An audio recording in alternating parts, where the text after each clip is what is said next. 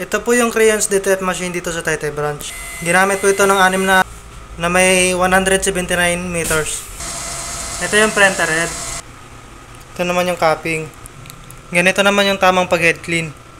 Pindutin lang natin yung clean.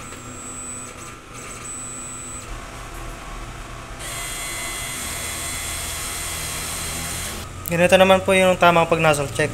Press lang natin yung test.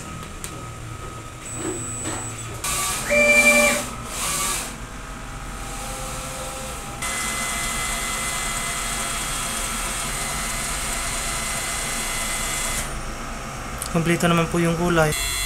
Ang system natin po ay tama lang. Ang waste tank po ay lininis ng Sabado. Dito naman po yung ground wire. ADR. Dito naman po yung mga in-use supplies.